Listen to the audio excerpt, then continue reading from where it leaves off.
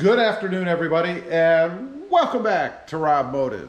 So I'm here to tell you, a half-lifted Toyota Tacoma is the way to go. It's all you really need. Now I'm going to tell you what I mean by a half-lifted Toyota Tacoma. You're probably thinking, what? Who lifts their Toyota Tacoma halfway? But real quick, before I tell you what I'm talking about, make sure you click that subscribe button and smash that notification bell so that you don't miss out on any upcoming videos. So let's talk about it. You know, a lot of people of the modding ilk buy a brand new or a used Toyota Tacoma, and I think one of the first things that are considered is how to make it look a little bit more aggressive or even make it a little bit more capable. And of course, that means lifting the truck and changing out the tires. Probably the wheels too while you're at it. So what I've done to mine, and I have found this to be the best setup so far of any Toyota Tacoma I've ever had. Now, I have done more severe things. On my Blue Unicorn, my 2020 Toyota Tacoma, I went with an adjustable shock in the front, new coils, and then adjustable Bilsteins in the rear as well. I ended up having a 3.5 lift in the front and a 2-inch lift in the back. Problem with that was the truck looked like this, more like a Baja style truck. Not really what I was looking for, but hey, I needed to clear those bigger tires, right? I think I had the typical, what is it, 285/70 R17s on that truck, and I needed to have that lift as well as some offset to be able to accommodate those tires. And that's kind of where I'm gonna start, is with the lift. What I've done on this truck was just tried to level it out. If you didn't know, the Toyota comes from the factory pointing down a little bit. So you've got more gap in the back and less gap in the front. I'm talking about in the wheel well. That's not a great look for the truck. I don't think. I wanted it leveled. So I decided, since it was already lower in the front, all I had to do was address that. I didn't need to do anything in the rear. And this is where a half-lifted Toyota Tacoma is the way to go, because you can just lift the front half. That's what I did. I raised it up. I think it ended up being about 1.8978, something like that, inches, to give me the lift that I wanted to level it out. Now, I did take into account the roll bar that I have, or the sport bar that I have in the back, as well as the bed mat. All of that has weight, and of course is going to compress the rear a little bit. So I took that into account when I decided where I was going to set the front, because I knew that weight was going to be back there. And I think it came out pretty darn good. I think it's off less than 1/4 inch, which, let's be honest, who's going to see 1/4 inch? And you're never going to have it perfectly lifted anyway. So I ended up going with the adjustable Bilsteins in the front. I left the coils as is, because I believe that in changing the coils and going with something more aggressive, that makes the front end stiffer. You're gonna take bumps hard, you're gonna feel them through the wheel, through the seat, in the front, and I did not want that. Now, with the tire setup, because I didn't go as high in the front, I couldn't accommodate the 285/70 R17s, the typicals. So I ended up going with a 265/75 R16. And I think it's an awesome look, and there's a couple reasons I did that. One, I wanted the little bit smaller wheel, if you will, so that I could have more tread wall in the truck, because tread wall absorbs all of the stuff that you're running over, all of the bumps, the harder hits in the road. It helps if you have a harder, or a bigger rather, tread wall.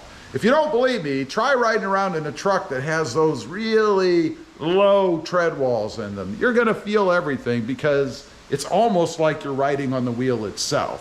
So I think the 265/75 R16s is the perfect way to go. Now, I did bring them out a little bit in the form of spacing on the wheels themselves, or offset, I should say.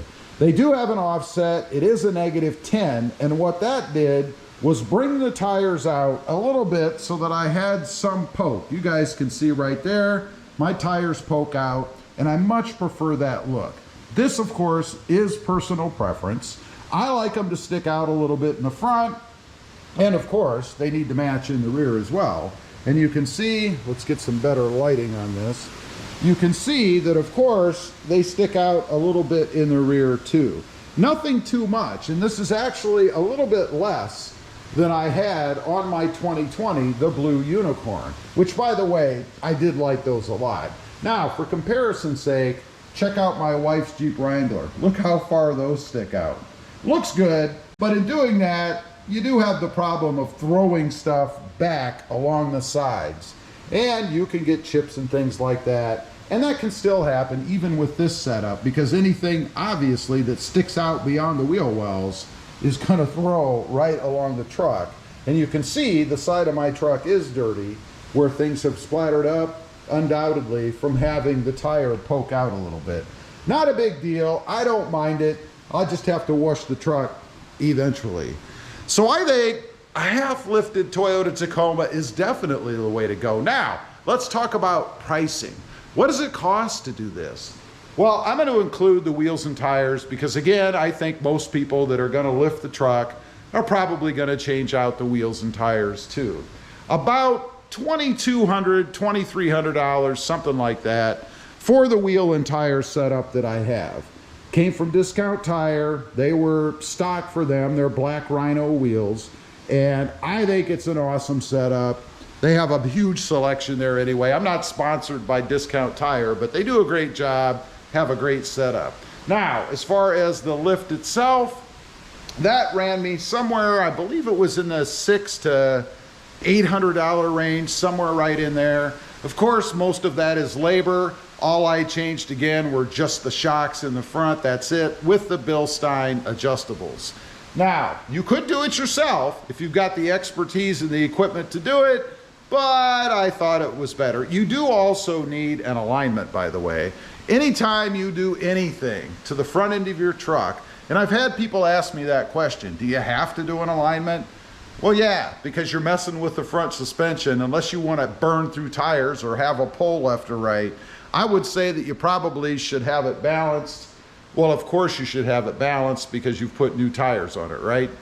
So all in, we're probably somewhere in the $3,000 to $3,100, $3,200 range. Of course, it's going to vary depending on what part of the country you live in. Prices where I'm at are pretty reasonable, so might be a little bit more in your area.